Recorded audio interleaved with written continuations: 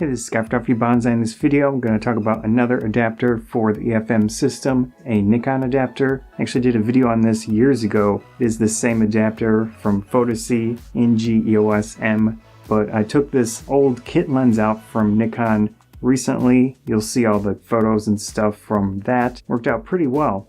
This lens is surprisingly versatile for the price. I mean, you can buy almost any old kit lens, especially the film era stuff. That kind of gives you a little bit more of a sweet spot for these crop cameras. I've used this lens for situations like filming inside of viewfinders and of course just general photography. You get some range with it. Now, one interesting thing with this specific adapter is that I had to put some tape to make sure it was in the right position. Otherwise, I couldn't adjust the aperture from the ring. So it's just a little easy, quick fix with that tape. This adapter does allow adjustment of aperture with the G-type lenses from Nikon, but the negatives are there's very little travel to this ring and there's no hard stops. Now, there is a benefit actually in video if you want a super smooth aperture adjustment. Something like this will work. It's just still pretty challenging because there's just a slight bit of adjustment available.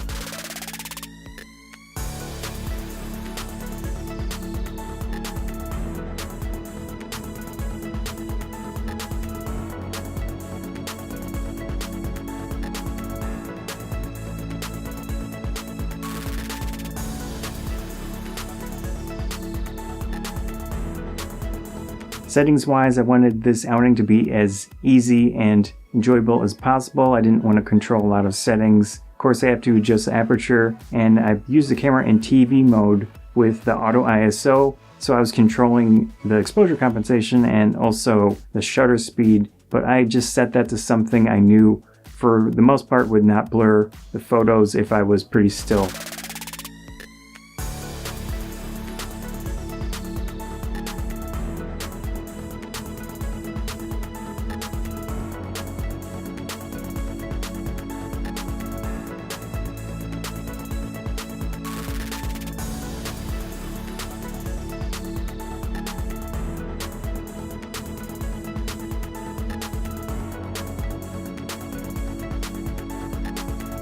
With this camera, I'm really starting to enjoy adapting lenses that are relatively cheap, inexpensive, and they have some unusual properties. They're older, they're not perfect, but you can still get some good, fun photography out of them.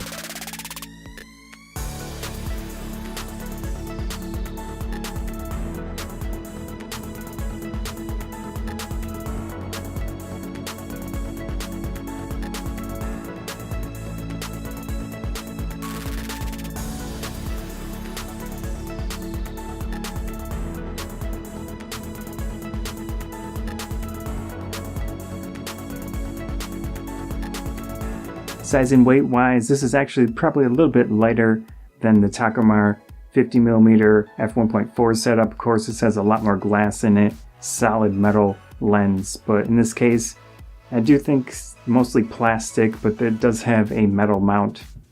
Other than that, they have their own uses. Of course, the large aperture stuff is great, but a little bit of focal length range is nice too to mess around with. Really based on your creativity and the situation, where you go, what you can do with your gear. So that's about it. Hope you enjoyed this video. If you did, please consider subscribing.